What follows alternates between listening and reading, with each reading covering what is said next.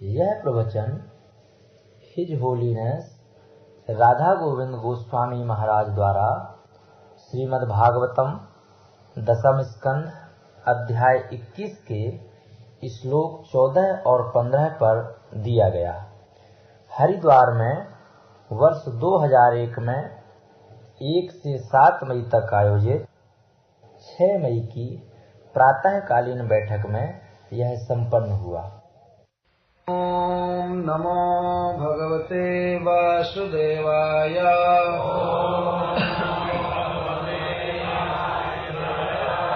ओम नमो भगवते वासुदेवाय।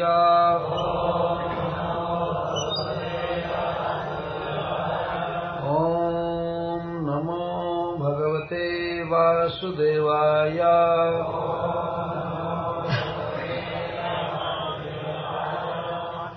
प्रायो बतां बविहगा मुनयो वनेस्मि।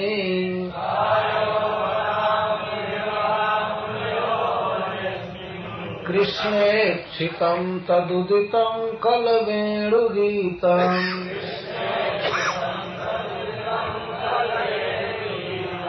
आरुह्य ये द्रुमभुजान् रुचिरप्रवालान्।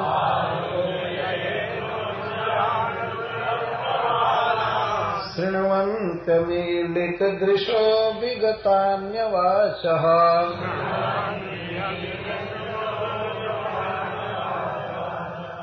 नद्यस्तदा तदुपधार्य मुकुन्दगीत।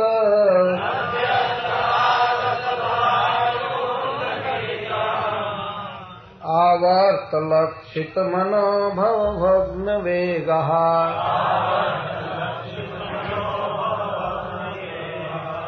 आलिङ्गनस्थगितमुर्मिभुजैर्मुरारेः।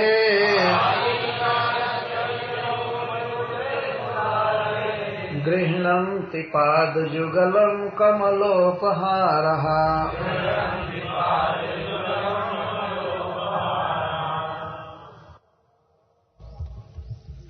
दर्शन दे मोर मुकुटवारे। दर्शन दे दर्शन दे मोर मुकुटवारे। दर्शन दे दर्शन दे हे दर्शन दे मोर मुकुटवारे। दर्शन दे दर्शन दे मोर मुकुटवारे। ओ दर्शन दे ओ दर्शन दे दर्शन दे मोर मुकुटवारे।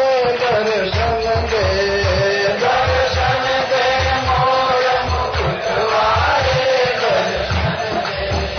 दर्शन दे कटितट राजत सुभग काचनी।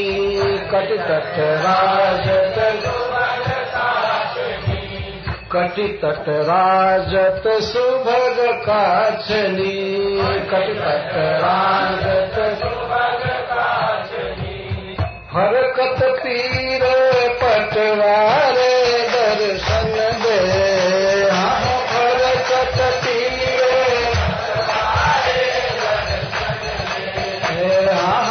फरकत पीर पटवारे। दर्शन दे फरकत पीर पटवारे। दर्शन दे मोर मुकुटवारे। दर्शन दे दर्शन दे मोर मुकुटवारे।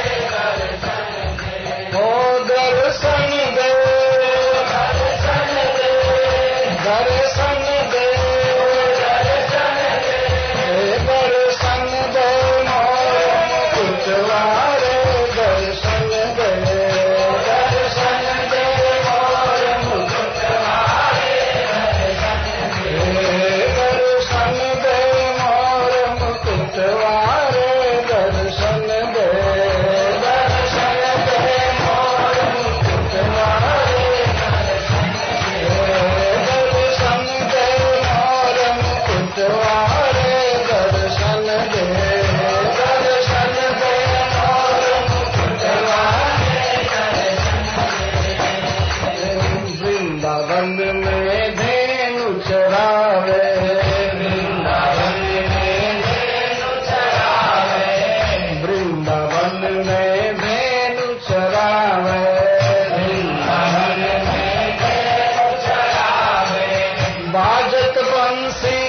बटवारे दर्शन दे, बाजत बंसी बटवारे दर्शन दे, दर्शन दे मोर मुकुटवारे दर्शन दे, दर्शन दे मोर मुकुटवारे दर्शन दे, दर्शन दे मोर मुकुटवारे दर्शन दे, दर्शन दे मोर मुकुटवारे दर्शन दे, ओ दर्शन दे, ओ दर्शन दे, दर्शन दे मोर मुकुटवारे दर्शन दे, दर्शन दे मोर मुकुटवारे, पुरुषोत्तम प्रभु के गुण गावे, पुरुषोत्तम प्रभु के गुण गावे, पुरुषोत्तम प्रभु के गुण गावे, पुरुषोत्तम प्रभु के गुण गावे, शेष महेश मुख रटहारे दर्शन दे, शेष महेश मुख रटहारे दर्शन दे, दर्शन दे मोर मुकुटवारे दर्शन दे, दर्शन दे मोर मुकुटवारे दर्शन दे, दर्शन दे मोर मुकुटवारे दर्शन दे, दर्शन दे मोर मुकुटवारे दर्शन दे, ओ दर्शन दे, दर्शन दे, दर्शन दे, दर्शन दे मोर मुकुटवारे दर्शन दे, दर्शन दे मोर मुकुटवारे दर्शन दे, दर्शन दे मोर मुकुटवारे दर्शन दे,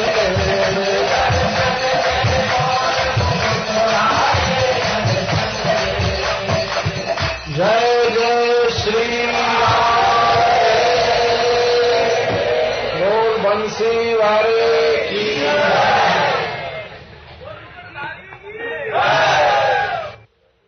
प्रायो बतं विहंगा मुनयो बनेस्मि,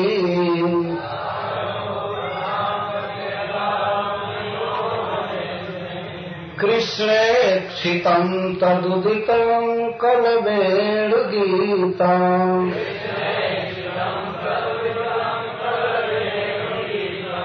आरुह्य द्रुमभुजान् रुचिर प्रवालान्,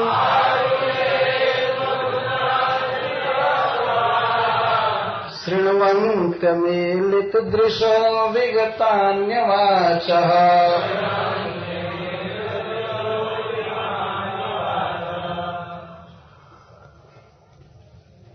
अहो अस्तुतराम श्रीकृष्ण पाल्यमानानां गवाम धन्यत्वं वन्यानां विहंगानामपि भाग्यम किम वर्णमित्या। अरे सखियों, जो स्वयं श्री कृष्ण के द्वारा पाल्यमान गौए हैं, उनके भाग्य को क्या कोई कह सकता है।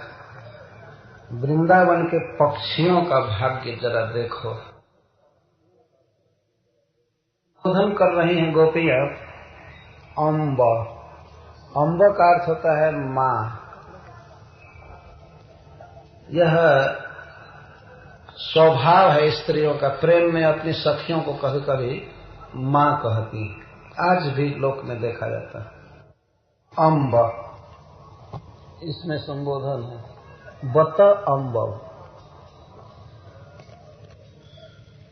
बत यह विस्मय में प्रयोग किया गया है।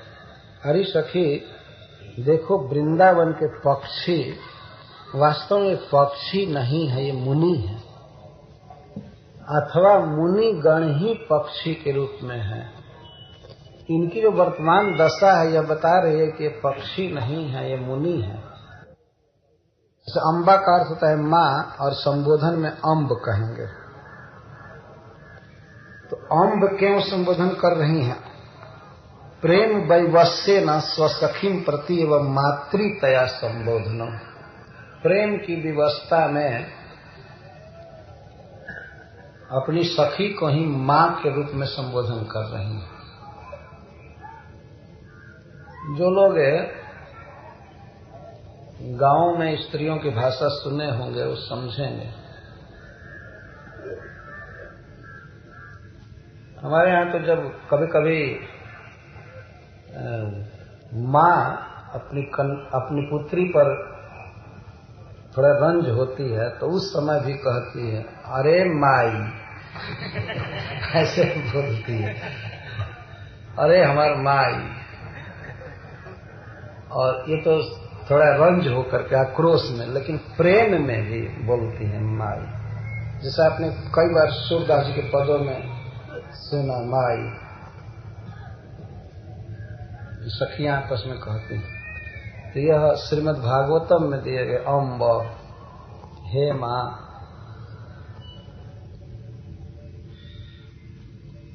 अयम भावाविष्ट प्रमदा जन कथा स्वभाव। भाव में आविष्ट प्रमदाओं की बात का ही स्वभाव है, ऐसे ही बोलते हैं। जब विस्मयादव माता ही थी, विस्मय आदि में माता संबोधन कर रहे हैं।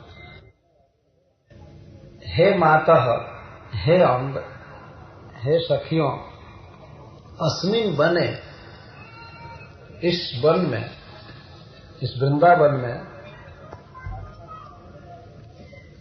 ये विहंगा जो पक्षी हैं, ये विहंगा पक्षिणः ते प्रायेण मुनयो भवितुम अर्हन्ति। ये निश्चित ही मुनि ही हैं, ये मुनि है। मुनि किसे कहते हैं? मुनि का अर्थ होता है आत्माराम, जो संसार की बातें नहीं करते हैं और जिनका मन संसार में नहीं रमता है, अपने आत्मा में या भगवान के रूप में रमता है। तो जो बोलते नहीं है फालतू बातें और मन में भगवान का ध्यान करते हैं और जिन्हें रोमांच रहता है, आंख से आंसू आता है, इसको मुनि कहते हैं। मुनि का ऐसा है, मुनि जन मननशील होते हैं, शुभाश्रय मननशील, संसार की बातों का चिंतन नहीं करते। संसारिक आदमी कहीं बैठा भी रहेगा तो अपने घर का चिंतन करता है, चाहे इधर उधर। मुनि जन भगवान का चिंतन करते हैं और वार्ता भी सुनते हैं भगवत संबंधी, और वन में रहते भी हैं। ये पक्षी वन में रह रहे हैं। अस्मिन बने ये पक्षी प्रायश्च मुनयो भवितुम अर्हन्ति। कुतः, कैसे कह रही हो कि ये मुनि हैं? क्योंकि कृष्णेक्षितम जथा स्यात् तथा कृष्ण दर्शनम पुष्प फलांतरम विनैव जथा भवति तथा रुचिरा प्रबाला जशंतान द्रुम भुजान वृक्षाणाम शाखा आरुह्य तेन श्री कृष्णेन उदितम प्रकटितम कलवेणु गीतम केनापि सुखेन आमिलित दृश्य या अमिलित दृश्य त्यक्तान्यवाचश्च संतो ये शृण्वन्ति इति तथा ही मुनयः श्री कृष्ण दर्शनम जथा भवति तथा वेदोक्त कर्म फल परित्यागे न वेदद्रुम शाखा रूढ़ा रुचिर प्रवालों स्थानीयानि कर्माणि व उपाददा न सुखिना संत श्री कृष्ण गीता में व शृण्वन्ति अतस्ते एवैते भवितुम अर्हन्ति इति भाव। भावार्थ दीपिका। तो जिस तरह से कृष्ण का दर्शन होता रहे, कृष्णेक्षितम, इक्षितम का अर्थ दर्शन और कृष्णेक्षितम का अर्थ कृष्ण का दर्शन। पुष्प फल आदि से कृष्ण के दर्शन में बाधा न हो पाए, इसलिए वृक्षों के शाखा के बिल्कुल ऊपर बैठकर ये पक्षी कृष्ण के वेणु गीत को सुन रहे हैं। तो कृष्ण दर्शन और कृष्ण का वेणु गीत श्रवण दोनों में बाधा न हो सके, वृक्ष की भुजाओं पर, शाखाओं पर, जिनमें रुचिर प्रवालन, रुचिर प्रवाल हैं, रुचिर का अर्थ सुंदर और प्रवाल का अर्थ कोमल कोमल पत्ता, रुचिर प्रवालन, उस पर बैठे हैं। और फल तथा पुष्प इसमें आसक्त नहीं है। पक्षी प्रायः कुछ न कुछ खाते रहते हैं, दिन में यदि अच्छा फल हो, पुष्प भी तोड़ते रहते हैं, पुष्प भी खाते हैं, लेकिन ये पुष्प फल में आसक्त नहीं है और वृक्षों की भुजाओं पर जिनमें रुचि प्रवाल है, कोमल कोमल पत्ते हैं, उस पर ये बैठे हैं। आरूह्य वृक्षाणाम शाखा आरूह्य, वृक्षों की शाखाओं पर ऊपर जा करके, और तद उदितम तेना कृष्णेन उदितम कलवेणु गीतम, श्री कृष्णेन उदितम प्रकटितम कलवेणु गीतम, मधुर वेणु का गीत, ये मधुर वेणु गीत सुनते हैं। श्रृण्वन्ति और केनापि सुखेन आमीलित दृश्य, और किसी सुख से पूरा पूरा आंख बंद कर लेते हैं, अथवा अर्धनिमीलित नेत्र से सुनते हैं। और त्यक्तान्य वाचक, पक्षी अन्य वचन छोड़ देते हैं। त्यक्त अन्य वाचक, बोलना छोड़ देते हैं या अन्य वचनों को सुनते नहीं हैं, स्वयं नहीं बोलते हैं, यह तो बात है ही। त्यक्त अन्य वाचक, अन्य वचन नहीं सुनते हैं, केवल कृष्ण के गीत को सुनते हैं और कृष्ण का दर्शन करते हैं। इसलिए ये मुनि, वृंदावन के पक्षी सब मुनि। वेदों में कई प्रकार के कर्मों का विधान है और उनके फल भी लिखे गए हैं। तो कोई व्यक्ति यदि यज्ञ करता है और भी वर्णाश्रम धर्म का पालन करता है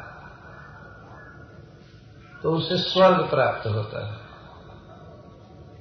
तो शास्त्रों में विधान दिया गया है, किसी व्यक्ति को स्वर्ग चाहिए तो ऐसे ऐसे क्रिया करनी चाहिए, यह करना चाहिए, वह करना चाहिए, और फल को बहुत ही बड़े सेक्शन में बताया गया है। क्या क्या फल मिलेगा? फल मिलेगा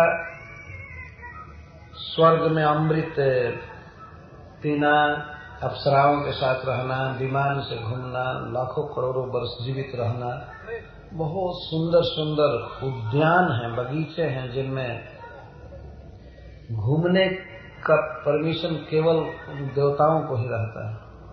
मनुष्यों को तो पता ही नहीं है घूमेंगे क्या, तो रिस्ट्रिक्शन है। पर जो लोग शुभ कर्म करते हैं, यज्ञ आदि, उनको वे लोक मिलते हैं। तो शुभ कर्म में लगाने के लिए वेद की यह शैली है और फल भी मिलता है। परंतु जो मुनि होते हैं वे लोग मननशील होते हैं, स्वर्ग आदि के कुछ फल में आसक्त नहीं होते। तो क्या वेद को छोड़ देते हैं? कहते नहीं, वेद के रुचिर प्रवाल पर ये समझना चाहिए। अगम और आगम शब्द है, तो अगम या निगम वेद को कहते हैं, तो वृक्ष को भी अगम कहते हैं। अगम का अर्थ है एक जगह से दूसरी जगह जो जाता नहीं है, अचल है, उसको अगम है। या निगम है, निर्गतम गमनम जस्मात् सर्वनिगम, जिससे जाना आना सब बंद है, अचर जीव। और आगम का अर्थ होता है वृक्ष की शाखा। अगम का अर्थ है वृक्ष और आगम का अर्थ वृक्ष की शाखा। जो अगम से उत्पन्न हुआ है आगम। तो निगम और आगम ये वेद और वेदों की शाखाओं को कहते हैं। तो मुनिजन प्रारंभिक बातें जो वेदों में है उसको छोड़ देते हैं, ग्रहण नहीं करते हैं, इसको कर्म कांड कहते हैं। या शास्त्र में इसके लिए शब्द दिया जाता है मीमांसा। या पूर्व मीमांसा इसको कहते हैं, और उत्तर मीमांसा। तो उत्तर मीमांसा में वेदांत है, जिसमें भगवान को समझना, भगवान के साथ अपने संबंध को समझना, यही प्रधान है। और पूर्व मीमांसा जो है वो इसी प्राकृत जगत में सुखी रहने की जो तरकीब वेद बताता है उसको पूर्व मीमांसा कहते हैं। इसके लिए कृपा करके जो लोग आत्मा को नहीं समझते हैं, भगवान को नहीं समझते हैं, तो वे ठीक से कार्य करें, धीरे धीरे अग्रसर होंगे। वेद कृपा करके पूर्व मीमांसा में विविध साधनों का वर्णन करता है और विविध साध्यों का। जैसा भगवान चैतन्य महाप्रभु राय रामानंद जी के मुख से सुन रहे हैं, विविध प्रश्न कर रहे हैं, तो कुछ स्तर ऐसा है जहाँ चैतन्य महाप्रभु यह कहते हैं कि प्रभु कहे एहो बाह्य, यह बाह्य है, आगे कहिए, आगे कहिए। तो जब राय रामानंद जी ने यह कहा कि समस्त कर्तव्य कर्मों को, धर्मों को छोड़कर कृष्ण का भजन करना चाहिए, तो चैतन्य महाप्रभु कहता ना एहो है, ठीक, ये ठीक, एहो है मैंने हाँ यह बात है, ठीक। इसको उन्होंने काटा नहीं, लेकिन और सब बातों को ठीक है कहिए कि हम क्या आगे कहे तो इसको आगे ये बाह्य है, एक्सटर्नल चीज, असली चीज नहीं। इस तरह से विचार किया गया। साध्य और साधन, विविध प्रकार के साध्य और विविध प्रकार के साधन। साध्यों में बहुत बहुत साध्य है। जैसे इस संसार में हम लोग देखते हैं रुपया पैसा पाना, स्त्री पाना, कामुक भोग पाना या मुक्ति पाना, कई प्रकार के साध्य हैं। अच्छा, मुक्ति में भी कई प्रकार की मुक्ति है। तो सबसे बड़ा साध्य जीव का क्या है? कृष्ण चरण सेवा, भगवान के चरणों की सेवा, यही साध्यतम वस्तु है, सर्वश्रेष्ठ साध्य। और इसके पहले बहुत बहुत साध्य बताए गए और इनको प्राप्त करने के विविध साधन हैं। तो इनको पूर्व मीमांसा में खास करके भौतिक वस्तुओं की कामना की पूर्ति के लिए जो बातें कही गई हैं उस पर लोग बहुत जोर देते हैं। लेकिन कोई कोई मुनि होते हैं जो जानते हैं कि संसार असार है और चिन्मय आत्मा के लिए वस्तुएं सुख नहीं दे सकती हैं, तो सब ओर से मन मोड़ करके और भगवान की शरण ग्रहण करता है। तो वो मनन करता है, भगवान का चिंतन करता है, अन्य बातें नहीं करता है, तो उसको मुनि कहते हैं। मुनि अखबार नहीं पढ़ता है, मुनि टेलीविजन नहीं देखता है, मुनि आत्माराम होता है, भीतर भगवान को देखता रहता है। तो जो वृक्षों से उपमा दी जाती है वेदों की, वो बहुत सटीक बात है। जैसे श्रीमद् भागवत के भी शुरू में कहा गया है कि निगम कल्प तरु गलितम फलम। यह निगम कल्प तरु का नीचे गिरा हुआ फल है, पक करके और ऊपर से शाखा पर शाखा से लुढ़कता हुआ आया, तो निगम भी वृक्ष हुआ।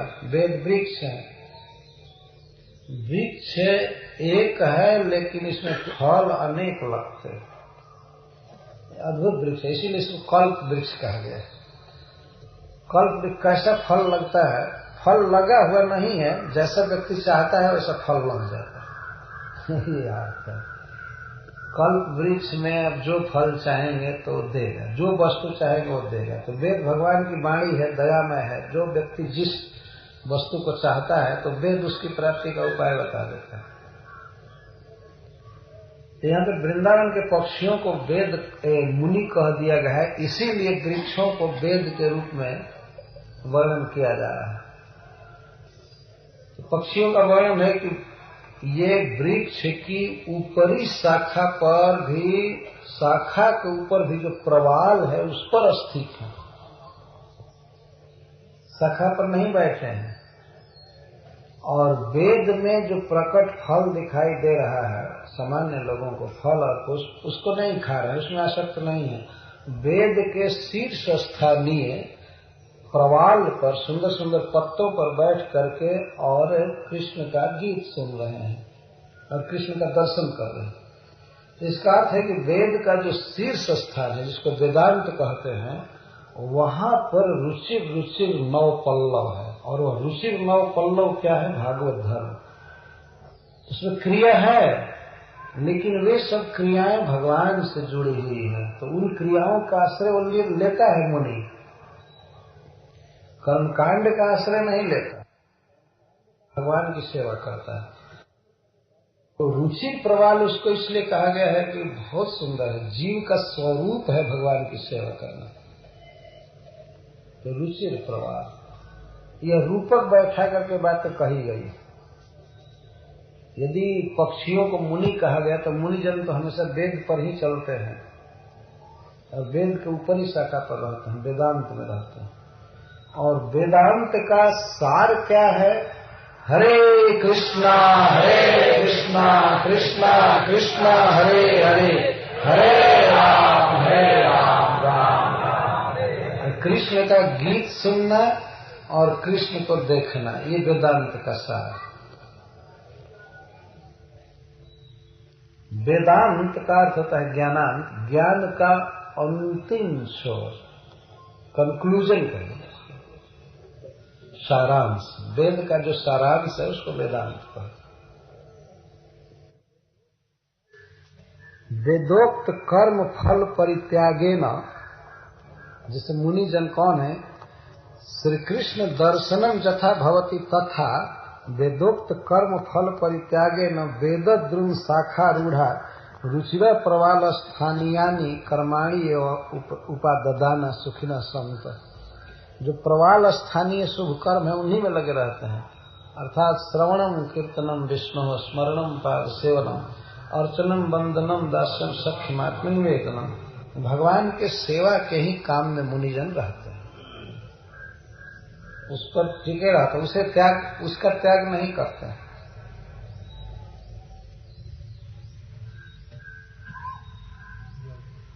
कृष्णेक्षितम, कृष्ण का दर्शन जैसे हो सके इस स्थिति में रह करके और कृष्ण का गीत सुनते रहते हैं। दर्शन जैसे होता रहे, तो इसका अर्थ है कृष्ण हम पर देखते रहे, कृष्ण की दृष्टि हम पर पड़े, यह भी एक अर्थ है। और कृष्ण को हम देखते रहे, पक्षियों के मन में यह भाव बसा हुआ है। कृष्णेक्षितम यथा स्यात् तथा तत्कर्तृकम व स्वदर्शनम यथा स्यात् तथा, कृष्ण हमारा दर्शन करते रहे या हम कृष्ण का दर्शन करते रहे, इसलिए द्रुम भुजान आरूह्य तदुपरि स्थित्वा, वृक्षों की शाखाओं पर चढ़ करके और उसके ऊपर स्थिर रुचिर प्रवाला नीति तदर्शन व्यवधानम सुख भोग साधनम च दर्शितम तथापि कृष्णेक्षितम यथा तथा शृण्वन्ति मिलित दृश्य अर्धमुद्रित दृश्य। मिलित दृश्य आंखें बंद नहीं है, अथवा अमिलित दृश्य। आ का अर्थ है ईशत थोड़ा, या आ का अर्थ बहुत भी होता है ज्यादा, और आ का अर्थ होता है ईशत थोड़ा आंख बंद किए, जैसे जोगी लोग आधा नेत्र बंद करके और ध्यान करते हैं, ऐसे ये ध्यान कर रहे हैं। अर्ध मुद्रित दृश्य महाप्रेम संपत्तिया अलस दृष्टिया इत्यादि। महाप्रेम रस के कारण आलस्य उत्पन्न हो रहा है। आलस्य का अर्थ यहाँ होगा सांसारिक कार्यों में, भोजन में और सब में अनुत्साह, उसको आलस्य का। और संसार में तो भगवत भजन में आलस होता है और भोजन में उत्साह।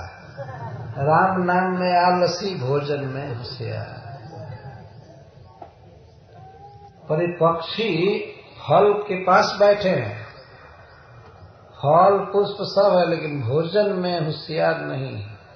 कृष्ण का गीत सुन रहे हैं, दर्शन कर रहे हैं, और सब में आलस हो गया।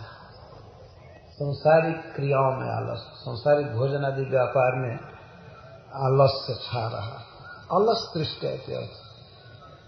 यह सबका देखा हुआ अनुभव। जब कोई व्यक्ति विशेष रस में होता है तो उसका शरीर शिथिल होता है। तो भगवान का गीत सुन करके और भगवान का दर्शन करके एक अद्भुत आनंद उच्छलित होता है, और उसमें इंद्रियां और मन शिथिल होते हैं। तो उसमें आधी आंखें खुली हैं और विगता निवास पक्षी होकर के भी कोई बात नहीं बोलते। तो पक्षी तो कुछ न कुछ बोलते रहते हैं दिन में, रात में बिल्कुल चुप रहते हैं। पक्षी वृंदावन के शांत है, कृष्ण को देख करके और कृष्ण के बांसुरी गीत को सुन करके। महाप्रेम संपत्ति से अलस दृष्टि, और विगता अन्य कृष्ण कृष्णेति व्यतिरिक्ता वाचो जैसा, और अन्य वचन विगत हो गया।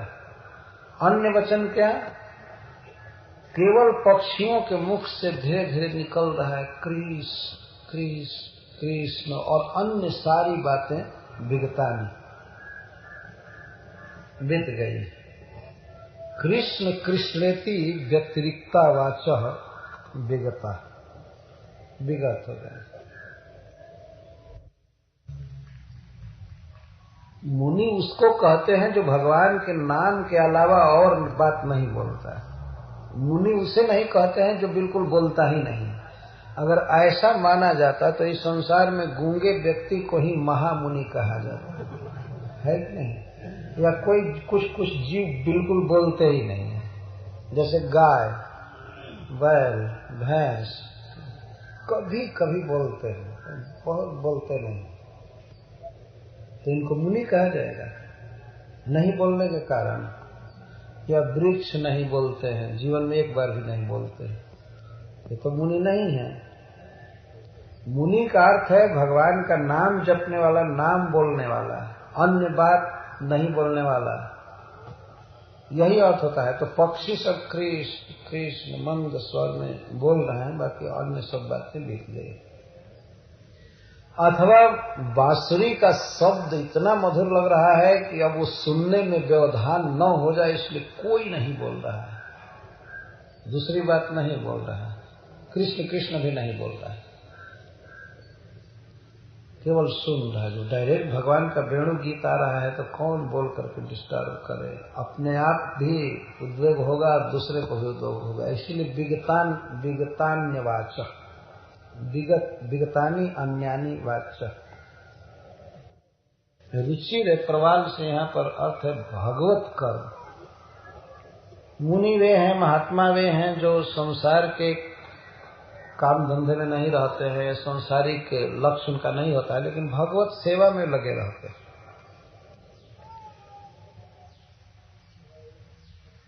प्रायः शब्द क्यों कहा गया है? इस वृंदावन के पक्षी प्रायः मुनि हैं, कोई कोई मुनि नहीं है ऐसा लग रहा है, भले कम संख्या में हो लेकिन कुछ मुनि नहीं है। तो हाँ, वे मुनि नहीं है, वे महाभक्त हैं, जैसे मयूर। तो और सब पक्षी चुपचाप हैं, लेकिन मयूर नृत्य कर रहे हैं बांसुरी गीत सुन करके, जैसा आपने पहले सुना, मयूर नाचते हैं। तो जो महान भक्त होते हैं वे लोग मुनियों से थोड़ा भिन्न होते हैं। मुनि ध्यान प्रधान होते हैं और भक्त गान प्रधान और नृत्य प्रधान होते हैं। तो मयूर को भक्त कहा गया है, और जो पक्षी है जो चुप हैं तो उनको प्रायण मुनि, प्राय मुनि। तो मयूर आदि मुनि नहीं है, भक्त है। भक्त में और मुनि में थोड़ा सा अंतर इस प्रकार का। मुनि जन चुप रहते हैं, अन्य बात नहीं बोलते हैं, लेकिन भक्त अन्य बात तो नहीं बोलते हैं, लेकिन सदा कीर्तन करते रहते हैं, यह भाव, और नाचते। इसलिए प्रायण शब्द का प्रयोग किया गया।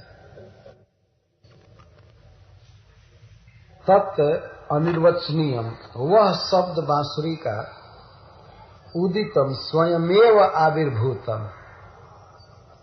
तो इससे स्पष्ट हुआ कि वेणु गीत भी सच्चिदानंद है। अथवा स कृष्ण उदित प्रकटो भवति जस्मात् वृक्षलताद्यावृत्तस्यापि तस्य विज्ञापकम इत्यर्थ। अथवा तद उदितम कल वेणु गीतम, कृष्ण कल वेणु जब बजता है तो उससे कृष्ण उदित होते हैं। इसका भाव यह है कि पक्षियों के या मनुष्यों के समझ में आता है कि कृष्ण वहां पर हैं। तो बांसुरी के आवाज से कृष्ण उदित होते, पता चलता है कृष्ण का विज्ञापक है, कृष्ण का वेणु, कृष्ण उदित होते हैं। वृक्ष लता आदि से आवृत होने पर भी कृष्ण का पता चल जाता है, कृष्ण वहां है, इधर है। तो कृष्ण का उदय होता है उस गीत के द्वारा। तो तद उदित कलवेणु गीतम। विज्ञापन कलयति, कल वेणु गीत का क्या अर्थ है? कल वेणु कलयति जगत चित्तम आकर्षयति इति कलम वेणुर गीतम।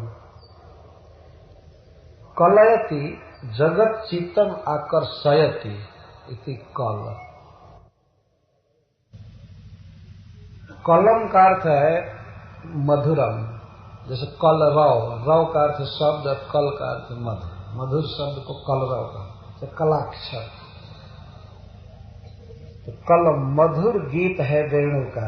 तो यहाँ कलम का अर्थ है समस्त जीवों के चित्त को आकर्षित करने वाला। उच्च दीर्घ प्रतिशाखा, पक्षी सब सबसे ऊंचे ऊंचे वृक्षों के भी ऊंची शाखा पर बैठे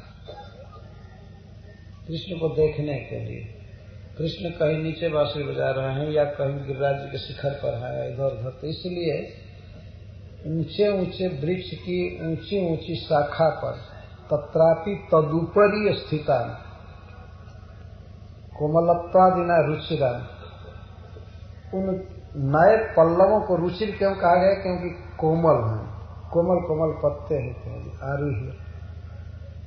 सम्यक श्रवण सिद्ध्यर्थम, सम्यक सुन सके इसलिए भीतर वृक्ष में नहीं बैठे हैं, वृक्ष के ऊपर और बाहर रुचिर पत्तों पर बैठे, रुचिर प्रवाल। और प्रेम की विवस्था से आंखें बंद हैं और विगता अन्य शाम कृष्ण व्यतिरिक्ता नाम वाक्य पुनर्विचार आदि। कभी कभी ये पक्षी खूब बोलते हैं, लेकिन जब कृष्ण का वेणु वादन होता है तो शांत हो जाते, चुप हो जाते। तो इसलिए ये मुनि है। कृष्णेक्षितम का अर्थ विश्वनाथ चक्रवर्ती ठाकुर एक भिन्न तरीके से कर रहे हैं।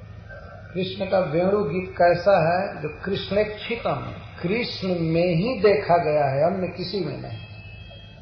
ऐसा गीत, ऐसी कला कृष्ण में ही देखी गई और कहीं नहीं, न ब्रह्मा में, न शिव जी में, न इंद्र में, किसी में नहीं। कृष्णेक्षितम कृष्णे एव इक्षितम, न तो शक्र परमेष्ठि रुद्र विष्णुसु गान सृष्टि स्वपिदृष्टम। जिन्होंने गीत की सृष्टि किया है उन लोगों में भी यह बात नहीं देखी जाती। गीत की सृष्टि कौन किया है? वैसे तो भगवान गीता में कहते हैं अहम सर्वस्य प्रभो, मैं सबका प्रभु हूं, सबको जन्म दिया। तो सबको जन्म दिए हैं तो उसका अर्थ है कि ब्रह्मा, शिव, इंद्र आदि इनको जन्म दिए हैं, वे इनको प्रकट किए। परंतु इस जगत में बहुत से लोग हैं और बहुत ऐसी वस्तुएं हैं जिनको इन देवताओं ने प्रकट किया। जैसे पाणिनि व्याकरण के अनुसार, या और भी जगह कहा जाता है कि भगवान शिव के डमरू से ये सब 14 शब्द निकले। 14 अक्षर क्या क्या झड़ा मड़ा है सब। संस्कृत पढ़ने वाले जानते, उसको शिव जी ने सीखा, तब उनके डमरू से निकला। उसके बाद पाणिनि आदि सब पढ़े और तब सब सीख रहे हैं।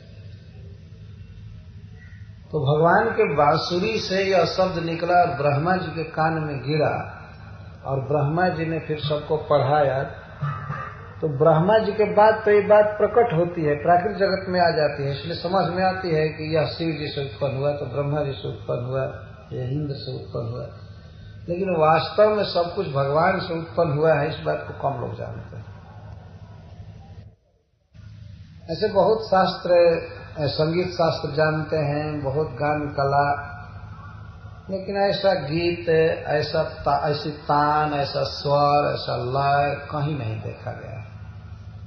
एक कृष्णेक्षित कलवेणु गीतम का विशेषण बताया जाता है, कृष्णेक्षितम, जो कृष्ण में इक्षितम, दृष्ट, देखा गया और जगह नहीं।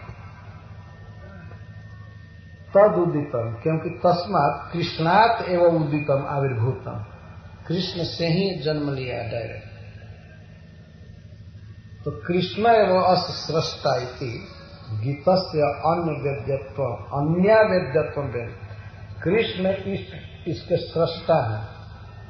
अतः इस गीत का जो कृष्ण वृंदावन में गा रहे हैं अन्य कोई भी वेदता नहीं। अतएव अति अपूर्व गीत रसा स्वाद वसान मिले दिशा, इसीलिए अति अपूर्व रस का अति अपूर्व गीत के रस का स्वादन करके वे आंखें बंद करके और अन्य से वचन को हटा दी।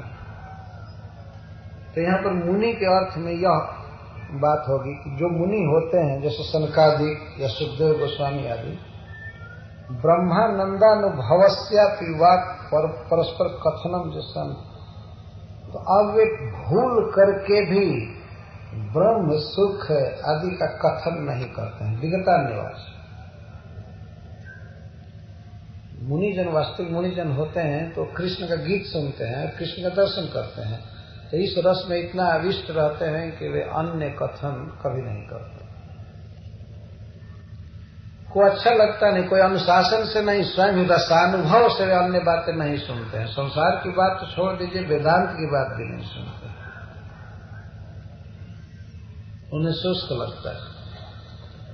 और वैष्णवों के कान में ब्रह्म, परमात्मा, चिदात्मा, ये सब शब्द बहुत अच्छे नहीं लगते हैं। भगवान के साथ जीव का कोई संबंध उससे व्यक्त नहीं होता है, कुछ संबंध व्यक्त नहीं होता है। जैसे मान लीजिए कोई सुप्रीम कोर्ट का जज है और अपने घर में आवे, अपने ऑफिस में आवे, विश्राम करे, फिर भी उसकी पत्नी और बच्चे सब केवल जज साहब कहा करे, तो कैसा लगेगा? व्यवहार नहीं होगा। पत्नी भी जज साहब कहे, बच्चा भी जज साहब कहे, सब जज साहब कहे, तो वह प्रीति का संबंध स्थापित नहीं हो पाएगा जो अलग अलग संबंधों में रहता है। वो भले सुप्रीम कोर्ट का जज हो, लेकिन उसका जज, उसका कंट्रोलर उसकी पत्नी रहेगी, तब ठीक लगेगा। और बच्चा उसके कंधे पर चढ़ सकता है निधड़क, तब रस है वास्तव में। तो इस तरह से भगवान जब जीवों के अपने बन करके व्यक्त होते हैं तो वही अच्छा लगता है। तो मुनिजन जो संसार के संबंधों से उब जाते हैं, वे लोग भगवान को समझने की चेष्टा करते हैं तो प्रायः सबसे पहले वे निर्विशेष धारणा में जाते हैं। परंतु और आगे बढ़ते बढ़ते जब उन्हें पता चलता है कि भगवान इतना सुंदर है और इतना सरस है, इतना आत्मीय है, तब विगतान्यवाच, अन्य जो निर्विशेष ब्रह्म आदि की बातें थी वो बिल्कुल कहते सुनते थे एकदम विगत, ये तो करना ही नहीं। अब तो बस केवल हरे कृष्णा कृष्णा कृष्णा हरे हरे, हरे राम राम राम। तो प्रत्येक बात मिलाइए पक्षियों से और मुनियों से। पहली बात तो है कि मुनि वन में वास करते हैं, तो ये भी वन में वास कर रहे हैं। दूसरा गुण है कि मुनि लोग मौन रहते हैं, ये भी मौन है। मुनि लोग प्राय आंख बंद रखते हैं, संसार को देखना चाहते हैं, तो ये भी आंख बंद रखे मेघ रहा है। और मुनिजन पकाते नहीं हैं, फल आदि चाहता है खा लेते हैं, तो पक्षी भी कभी भोजन पकाते नहीं है। वो ताजा फल कहीं से मिला खा लिया चुपचाप। परमहंसों को, भगवान के भक्तों को पक्षी कहा गया है। राधा रानी कहते हैं जदन चरित लीला कर्ण पीयूषम, जदन चरित लीला कर्ण पीयूषम विप्र सकृद अदन विधुत द्वंद धर्मा विनष्टा सपदि गृह कुटुम्बम दीन मुत्सृज दीना बहव विहंगा इव भिक्षु चर्चा बहव इह विहंगा भिक्षु चर्जाम चरण। जिनके लीला समुद्र के एक विप्रुट को, लीलामृत समुद्र के एक बिंदु को चख लेने पर लोग विहंग हो जाते हैं, घर द्वार छोड़ देते हैं, पक्षी की तरह घूमते हैं। पक्षी का कोई संग्रह नहीं है इस संसार में। देखिए, दिन में चाहे राशन की ढेरी मिल जाए, लेकिन पक्षी बहुत जमा नहीं करते। इसने ले जाकर के घोंसला में अब 2-4 दिन के लिए जमा कर दें। नहीं, जो पेट भर गया और रात में पेट नहीं भी भरा तो रात भर चुपचाप ध्यान करेंगे, चुपचाप रहते। मनुष्य तो रात में भी कारखाना चलाता रहता है, यह करना वो करना, नाइट ड्यूटी चलती है, नाइट सर्विस, और मर रहा है फिर भी सुखी नहीं है। और पक्षियों का देखिए, रात भर कोई खाना दाना नहीं, बोलना ही नहीं, कुछ नहीं। दिन में भगवान कृपा करके जो कुछ देंगे इधर उधर मिल जाएगा, वो भी कोटा निश्चित नहीं है। कहीं न कहीं दाता एक राम भिखारी साहब, दुनिया भगवान देंगे ही तो खा लेते हैं। इसीलिए परमहंस मुनियों की तुलना पक्षियों से की जाती है। वे भी मुनि, वास्तविक मुनि कभी भी अपने लिए व्यग्र नहीं होते हैं कि अब साल भर कैसे भोजन चलेगा, आगे कैसे खाएंगे। तब मुनि क्या रहे? जब गृहस्थों जैसा ही सोचते रहे तो मुनि किस बात के लिए हुए? कल कैसे खाएंगे, कैसे काम चलेगा, ये चलेगा, वो चलेगा। पक्षी इस तरह के हैं। तो असंग्रह और फल फूल भोजन, यह भी मुनि से इनका साम्य है। कई बातों में समता है। अच्छा, अर्धनिमीलित नेत्र हैं, दूसरी बातें नहीं बोल रहे हैं, तो मुनि वनवास आदि सब कुछ बातें बता रही हैं कि मुनि है। तो इसके अर्थ दो हैं कि ये निश्चित ही मुनि हैं, पहले के ही मुनि जो लोग हैं वही पक्षी बने हुए हैं, अथवा ये पक्षी ही वास्तविक मुनि हैं, ये आगे चलकर निश्चित होंगे। ये तीसरा अर्थ हो सकता है। ये बिल्कुल मुनि है सखियों, देखो कितना ध्यान से सुन रहे हैं, कितना इनका भाग्य। हम लोग तो कभी ऐसे नहीं रह सकते हैं। कृष्ण का दर्शन करने में बाधा है, कृष्ण के गीत को हम इस तरह से शांति से बैठ करके नहीं सुन सकती। गोपियां कहते हैं कि हे सखी, वृंदावन के पक्षी वास्तव में धन्य हैं, ये सुनते रहते हैं वेणु गीत और कृष्ण का दर्शन करते रहते हैं, लेकिन हम पर तो श्रवण में भी प्रतिबंध है और दर्शन का तो कहना ही नहीं। इस तरह से कहती रहती हैं आपस में। अब पक्षियों की बात कहकर नदी की बात कह रही है। नद्यास्तदा तदुपधार्ज मुकुंद गीता आवर्त लक्षित मनो भव भग्न वेगः आलिंगन स्थगित मुर्मि भुजैर्मुरारे गृह्णन्ति पाद जुगलम कमलोपहा। आस्थम चेतनानाम कथा नद्यो अपि आवर्ते परिभ्रमे लक्षितेन सूचितेन। अरे सखी, तुम तो सचेतन की महिमा गा रही हो ना, पक्षियों की ना। अचेतन जड़मय जल वाली नदियों की कथा सुनो। नदियों की क्या दशा होती है। नदियां कृष्ण से प्रेम करती हैं, जिनमें जड़ जल भरा पड़ा है। दलयो रभेदात, रलयो रभेदात, तो जड़ कहिए चाहे जल कहिए। आश्चर्य की बात तो है कि नदियां कृष्ण से प्रेम करती हैं और बिल्कुल प्रेयसी भाव से। नद्यस्तदा तदुपधार्ज मुकुंद गीतम आवर्त लक्षित मनो भव भग्न वेगः। तदा वेणुवादन समय, जब श्री कृष्ण बांसुरी बजाते हैं उस समय नद्यः अपि, नदियां भी, तत् मुकुंद गीतम, उपधार्ज, मुकुंद के गीत को उपधार्ज, निकट से या सावधानी से धारण करके अर्थात सुनकर अपने आवर्तों से कृष्ण के चरण कमल को पकड़ना चाहती है और ला करके कमल का उपहार समर्पित करती है। नदियों में तरंग उठती है कृष्ण की सेवा पूजा करने के लिए, कृष्ण को फूल अर्पित करने के लिए, कृष्ण का चरण पकड़ने के लिए। नद्य बहुवचन में दिया गया, जैसे श्री कालिंदी या मानसी गंगा आदि नदियां। ब्रज में बहुत नदियां बहती थी छोटी छोटी, मुख्य श्री जमुना जी। और मानसी गंगा आजकल जो हम लोग देखते हैं तो बिल्कुल सिमट गए, तो पहले उनकी धारा चलती थी, बहुत दूर तक जाती थी और दोनों तरफ वृक्ष और हरी हरी घास कंदराएं आदि रहती थी जिनमें गौएं चरती थी। इसलिए नद्य शब्द का प्रयोग किया गया। मुकुंद के गीत को सुनकर नदियां कृष्ण को कमल का उपहार समर्पित करती, कमल भेंट करते हैं। कैसे पता लगता है?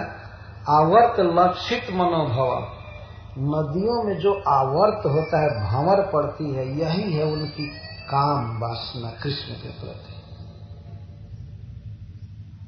आवर्त लक्षित मनोभव, मनोभव का अर्थ है काम।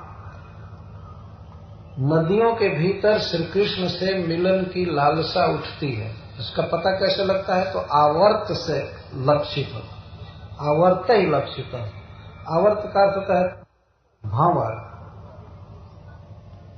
जो चार तरह से घूमता है, उसको आवर्त कहते हैं।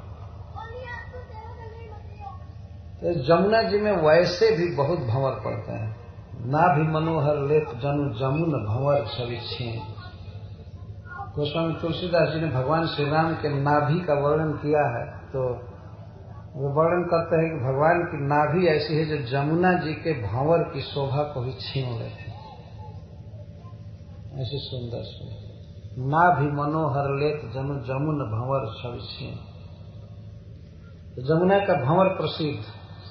बांसुरी के गीत को सुनकर जमुना में और ज्यादा भंवर पड़ रही। तो भंवर क्या है? हृदय की मड़ोर है कृष्ण से मिलने के लिए, ये गोपियां कहती। और वो भी मनोभव, मनोभव का अर्थ है मनसीज, मनोज, काम। और इस कारण से जब काम उत्पन्न होता है हृदय में तो भग्न वेगा है, इनका वेग जो बहाव है नीचे बंद हो जाता, भग्न हो जाता। और ये कृष्ण के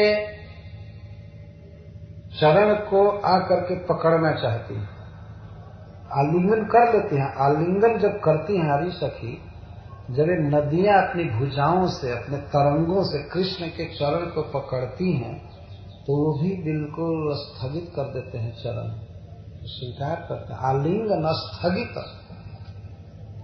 स्थगितम, आलिंगन करते ही इनका चरण स्थगित हो जाता है और चरणों को धोती हैं, कमल का उपहार समर्पित करती हैं। लेकिन हमारे जीवन में ऐसा कभी भाग्य नहीं आएगा कि हम कृष्ण के चरण में पुष्प अर्पित करें।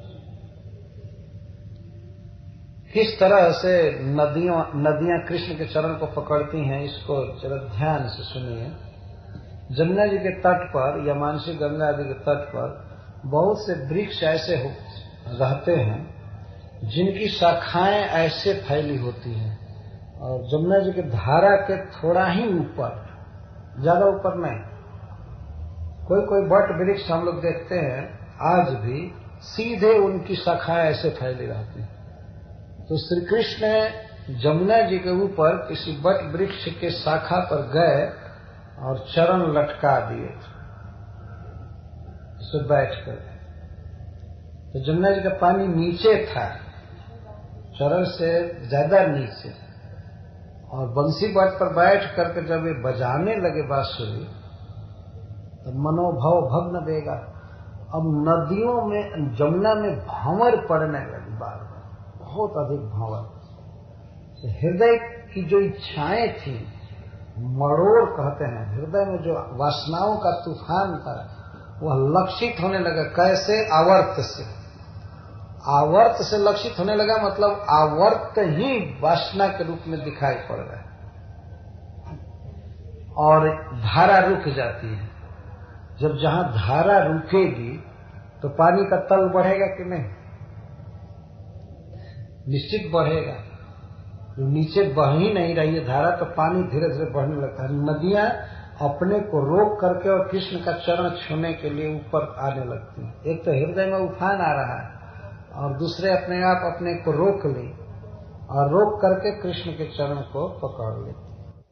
तो छू भर ही नहीं लेती, आलिंगन करती हैं। कृष्ण अपने चरण कमल को लटकार करके थपथपाते हैं जमुना जी में ऐसे, और वहां पर जमुना जी के पानी में जब पैर डुबा देते हैं तब एक सखियां कहती हैं देखो ये आलिंगन कर ली, उर्मी भुजे अपनी तरंग रूपी भुजाओं से अपने भुजा में कृष्ण के चरण को पकड़ लेती।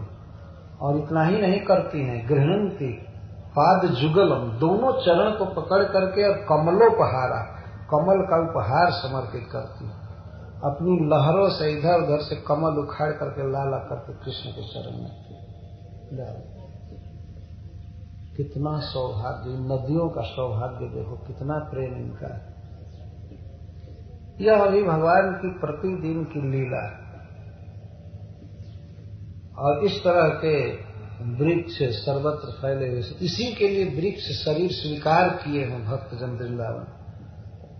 भगवान इस तरह बैठते हैं, बांसुरी बजाते हैं। बंसी बट पर बांसुरी बजाना तो उनका प्रसिद्ध है। बंसी बट पर बांसुरी बजाते थे। कभी कभी तो बहुत उतुंग शाखा पर बजाते थे कि चारों तरफ ध्वनि फैले। कभी बीच में बजाते थे, कभी बिल्कुल नीचे, और कभी तो बिल्कुल जमुना जी के ऊपर किसी कोमल शाखा पर बैठकर बजाते थे। तो वृक्ष की जो मूल शाखा होती है कभी उस पर बैठते थे, और जो बिल्कुल अगली प्रशाखा होती है उस पर बैठ करके उसको झुका लेते थे। तो इस तरह से गोपियां जल रही हैं कि हमको कभी भी अपना जुगल चरण अभी नहीं दिए होंगे भुजा में, लेकिन देखो नदियों से कितना प्रेम करते हैं। अरे जड़ नदियां, अरे कृष्ण को प्रियतम मानती, चरण कमल का आलिंगन करती। और आलिंगन इतना ही नहीं, श्री कृष्ण तो जमुना जी में नहाते थे तो ये मानती थी कि जमुना ही पटरानी है। वास्तव में कृष्ण का पूरा पूरा आलिंगन कर रहे हैं, जमुना में नहाते थे। यह दृश्य वेणु गीत का बहुत ही मनोरम है। जब श्री कृष्ण चरण लटकाकर या शाखा को ही झुका करके अपने चरणों को पहुंचा रहे हैं जमुना जी के पास, अथवा जमुना जी अपने को रोक करके और कृष्ण के चरण कमल को चाहे कितना भी ऊंचा हो छूना चाहती, कमल उखाड़ करके ला रहे। ऐसा नहीं सोचना चाहिए कि कोई कमल बह करके आ रहा था, कृष्ण के चरण से टकरा गया, इसी को वो मान रही हैं कि नदियां अर्पण कर रही हैं। नहीं, वो टकरा नहीं गया, चारों तरफ से कमल को ला करके कृष्ण के चरण में रख रहे थे। इसीलिए आलिंगन स्थगित, यहाँ आलिंगन का अर्थ है, स्थगितम का अर्थ है आच्छादितम। कृष्ण का चरण भर गया है कमल से, बिल्कुल ताजा ताजा कमल ला करके अर्पित कर रहे हैं। पत्रम पुष्पम फलम तो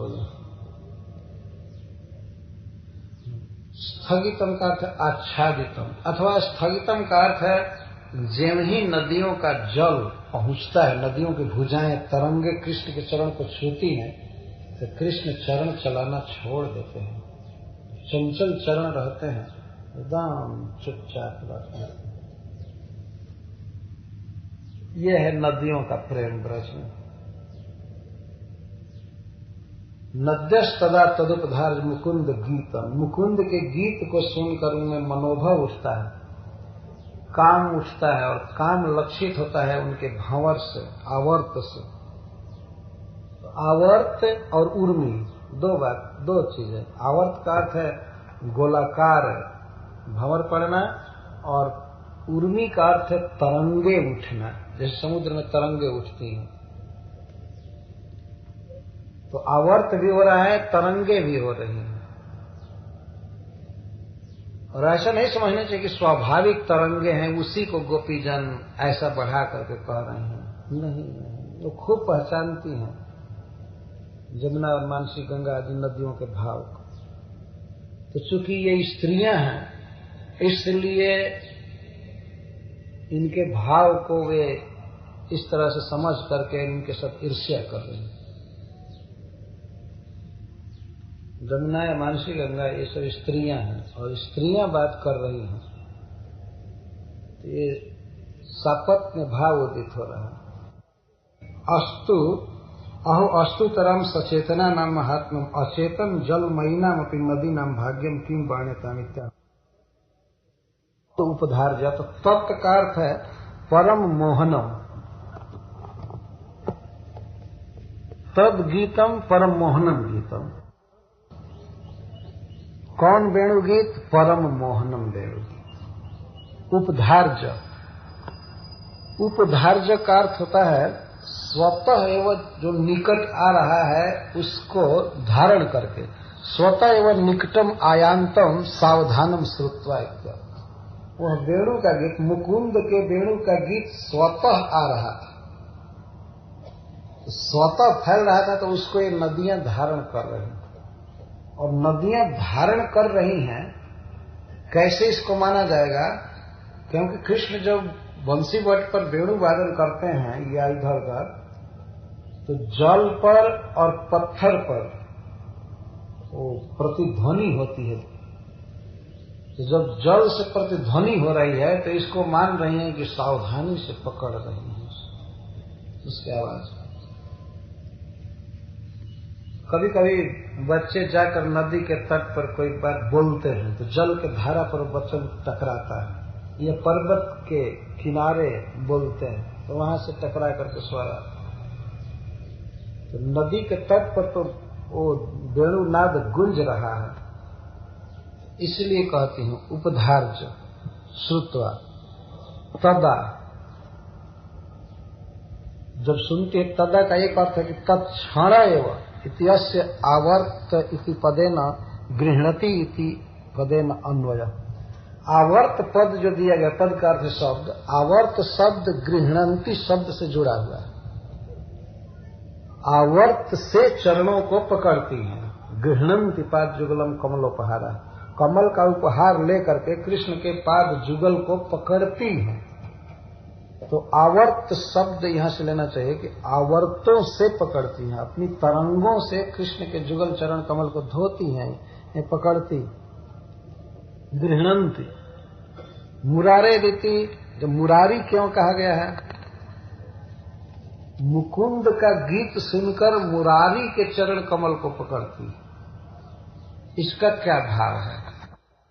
मुरह क्लेशे च संतापे काम भोगे च कर्मणाम दैत्य भेदे यरिस्तेसा मुरारिस्तेन कीर्त्यते।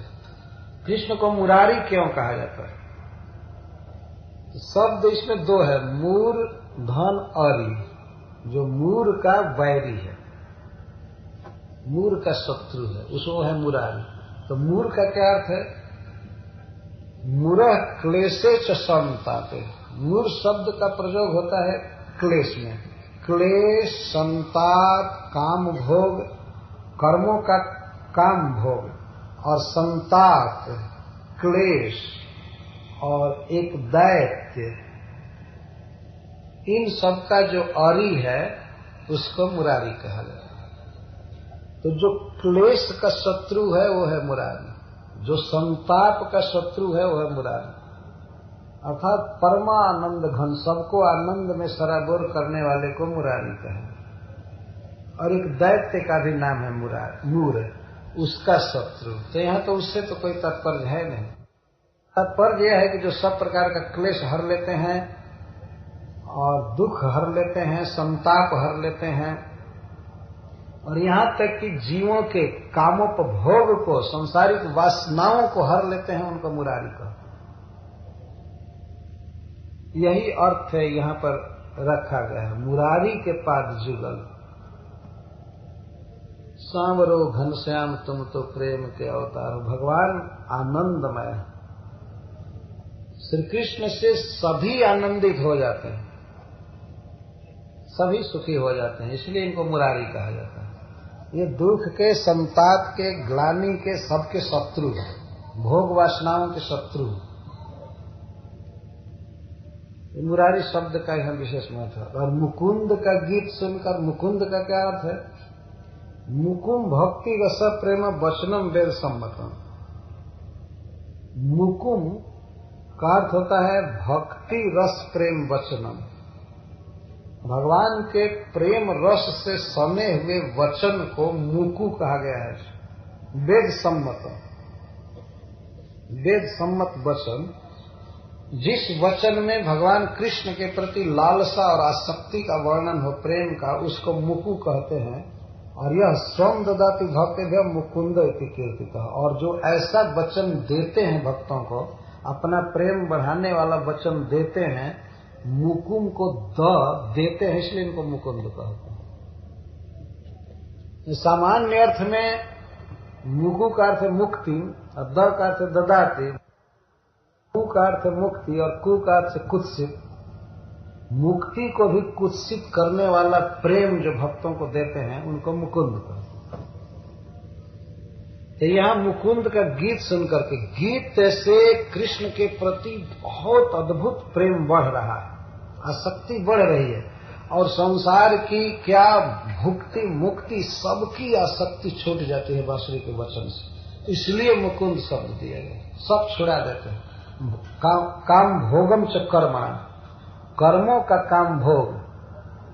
अपना विविध कर्म करके कोई व्यक्ति स्वर्ग पहुंचा है, कोई ब्रह्मलोक पहुंचा है, कोई इधर बड़े बड़े पदों पर है, लेकिन यदि बांसुरी सुनने को मिल जाए तो सब छूट जाएगा, किसी में सुख बुद्धि नहीं रह सकती है। इसी यह रस जो देते हैं उनको मुकुंद कहा गया। एक ही श्लोक में कहा गया, मुकुंद के गीत को सुनकर मुरारी के चरण कमलों को अपनी तरंगों से पकड़ती हैं नदियां। क्या ऐसे नहीं कहा जा सकता था कि मुकुंद के गीत को सुनकर मुकुंद के चरणाम्बुज को पकड़ती हैं? भगवान के नामों की, भगवान के विविध नामों में भगवान के विविध गुण प्रकाशित किए गए। यहाँ वचन का आनंद आ रहा है जो ब्रह्मानंद तक को तिरस्कृत कर देता है। भगवान की भक्ति रस का वचन, और मुरारी शब्द सब प्रकार के दुख को खंडित कर देता है, सब प्रकार के वासनाओं को विस्मृत कर देता है। ऐसा परम आकर्षक, परम सुखद मुरारी के जुगल चरणों को अपने भुजाओं से आलिंगन कर रही। नदियों की भुजा क्या है? नदियों की भुजाएं हैं तरंगे। लेकिन भुजा कहना एक अद्भुत बात है। वो तो तरंग है, लहरें उठ रही हैं, लेकिन भुजा में जैसे कोई स्त्री किसी प्रेमी को पकड़ ले, वैसे जमुना मानो पकड़ रही है कृष्ण के जुगल चरण। पाद जुगलम शब्द से तात्पर्य है कि कृष्ण शाखा पर या तो दोनों पैर एक तरफ करके लटकाए हैं ऐसे, अथवा दोनों पैर को शाखा को बीच में रख करके मोटरसाइकिल जैसा लटकाए, जैसे भी लटकाए हैं वृक्ष पे। वृक्ष की पतली शाखा पर कृष्ण बैठे हैं, तो या तो दोनों पैर एक तरफ किए, तो पाद जुगलम, या दोनों पैरों को दो तरफ किए हैं, शाखा के दोनों ओर झूल रहे हैं। तो वृक्ष पर जैसे बच्चे झूलते हैं, तो कृष्ण जमुना जी के ऊपर झूल रहे हैं, और जब ही चरण से जमुना जी जब ही तरंगों से छुआ तभी शांत हो गया। तो इसका अर्थ है कि ये भी उनके प्रेम का स्वादन कर रहे हैं सखी, ये भी जमुना के प्रेम पास में बंध चुके हैं।